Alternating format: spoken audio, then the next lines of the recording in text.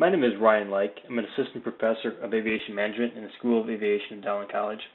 Dowling College is the co-host of this conference and is cooperating with the University of Zilna on the Atlantis-funded grant to further aviation education. I'm sorry I couldn't be in attendance today, but an injury prevented me from making the trip. I'm disappointed not to be there, and here I'm missing an excellent conference. I hope that you all take away much from the conference and that we can work together on the issues facing your industry. And in fact, this is the focus of my presentation today. By this time, I'm sure our distinguished speakers have enlightened you on the exciting new methods in aviation education and training. I assume most of you are familiar with the emergence of the Multi-Crew Pilot's License, MPL, and to a lesser extent the FAA's venture into FITS, or the FAA Industry Training Standards. So I don't want to rehash what's already been discussed or is common knowledge. Instead, I intend to share my view on the real challenges in aviation education. I ask that you forgive my crude-looking presentation. However, I felt compelled to change the topic of the discussion at the last minute because I want to raise the real issues which I often hear discussed but never resolved. First, a little about ourselves. Dowling College is a private college located in Long Island, New York, with our aviation campus out of Brookhaven Airport. We have undergraduate degrees in aviation management and aerospace systems technology, as well as a graduate master's of business administration in aviation management and proposed doctorate in aviation management. We're an ATCTI approved school, which is a technical training through the FAA for air traffic controllers, as well as providing flight instruction with a fleet of 16 training aircraft under the Federal Aviation Part 61 and 141 training. And as you notice here, we don't have any degree programs that are specifically aimed at addressing the technical training. We do technical training through the ATCTI program as well as the flight training. However, our degree programs are geared towards management, and we feel that there is a very important need to offer a wide variety of aviation because a lot of our graduates who come in wanting to do air traffic controller flight find that that career is not for them, and they may want to go into either a different aspect of aviation or take that outside into a career in management in general. As well as many of our graduates may run into issues with medicals or other things that prevent them from flying. So we'd like to provide them a strong background in management. I'm not here to do a plug, so I'll be brief and get to the point. As I mentioned earlier, I want to venture slightly off the topic of training methods and discuss the disturbing underlying issue. Despite the recent advances made in training methodologies and aviation education, there's little empirical research providing evidence of our success or failure. Our task of the Aviation project is to develop best practices handbooks on training and education for flight training, ATC, and management personnel in aviation. However, it is shocking to see the lack of research in our industry, particularly when it comes to education practices. Therefore, I see the real challenge not as simply improving training methods, but first correcting a flawed and broken system. This begins with developing qualified academics, both technical and research backgrounds. Our universities are filled with very experienced pilots and industry professionals, but these often don't make the best academics or even educators. Not all pilots make good flight instructors, and not all flight instructors make good academics. In many industries, academia work with the leading companies to contribute to the innovation and advancement of their field. However, aviation academics in the U.S. tends to have a very narrow focus on technical aspects of education. The real challenge, however, remains in finding and attracting qualified talent into the industry. Each semester, I answer questions from concerned parents regarding the stability of the industry, future job prospects, and career outlooks. I hear countless stories of students who have had to overcome adversity within their own families just to pursue their dreams. These parents are rightfully concerned to be taking out a second mortgage in order to fund their child's investment in aviation. In my experience, the most significant prerequisite to success is passion or desire. Without this trait, few stand a chance to persevere through the challenges and sacrifices that come with this industry.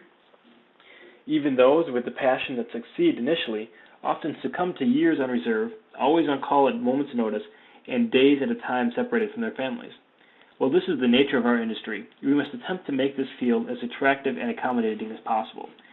Today we are losing many of the most qualified students to more promising careers in business and technology. It is my view that the quality of the student is far more critical than the quality of education or the training methodology. In my opinion, changing the attractiveness of the industry begins with changing the economics of the industry. Between 1965 and 2005, the cost of aircraft rental has increased 10 times, with the cost of instruction increasing 6 times during that same 40-year period. Meanwhile, the minimum wage only increased about 5.5 times, resulting in students needing to work more to pay for training. At today's economics, a student would have to work part-time for a full week to pay for one 2-hour flight lesson. This slow pace also negatively impacts the student's ability to learn and develop the necessary skills. Because of this, the majority of students have no choice but to go into debt for their flight training. At Dowling College, we tell our students to expect to pay between $40,000 and $50,000 on top of their college tuition. In addition to the cost of flight training growing out of reach, the cost of college tuition is probably even more of a problem. After tuition, fees, and housing, Dowling students pay around $25,000 per year. Assuming 4 years of post-secondary education, which is no given in the U.S. these days, the total is around $100,000. And Dowling College is considered middle of the road in terms of overall cost. Students who bear this burden entirely through loans will graduate with a $1,726 monthly payment beginning 6 months after the completion of the program. Now compare that to the average salary of a first officer flying a turbojet aircraft for one of the top 10 regional airlines in the U.S. Those lucky enough to land a job will make an average of $21,300 per year, or a monthly salary of $1,775 before taxes. Now that doesn't leave much room for living expenses. The economics of the issue leads me to question whether we are overeducating the technical workforce. Now, it's not often you'll hear a college professor question the need for a college education. But after all, do the core competencies of a pilot require math, science, and arts?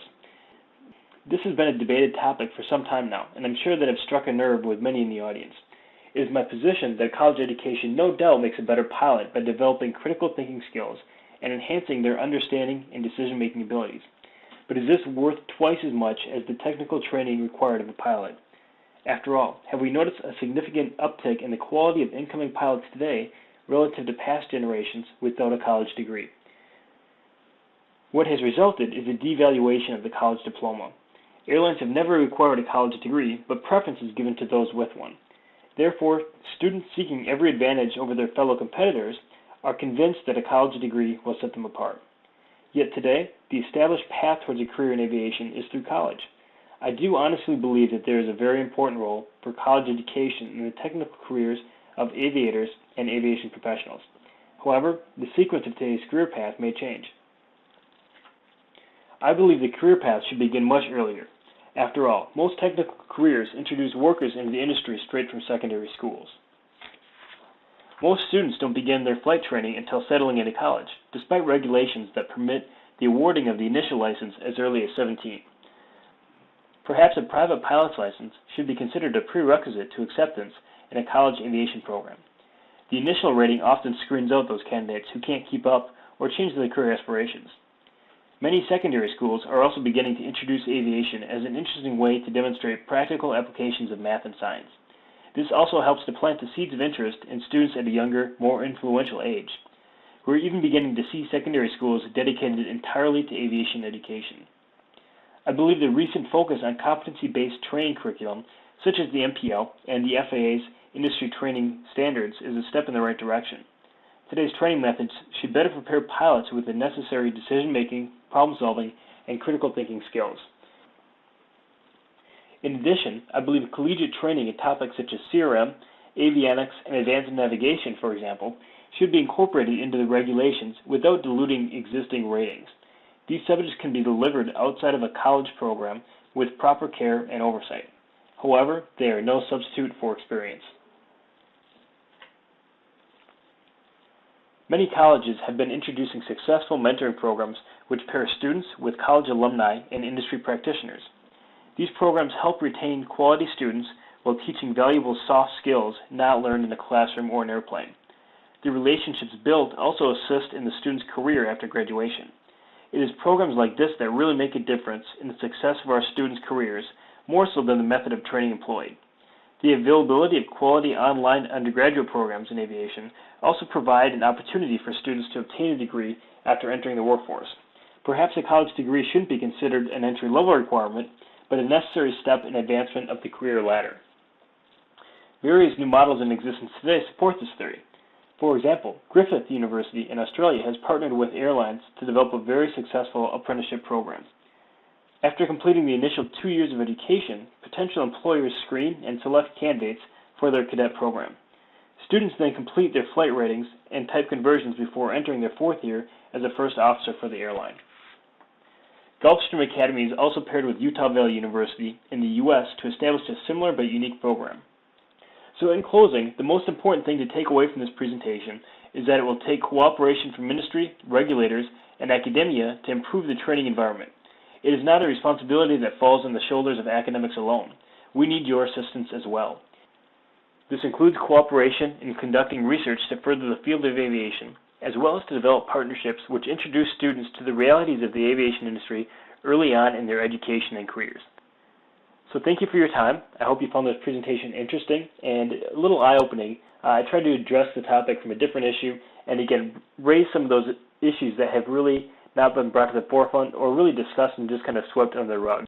Thank you again for your time and take care.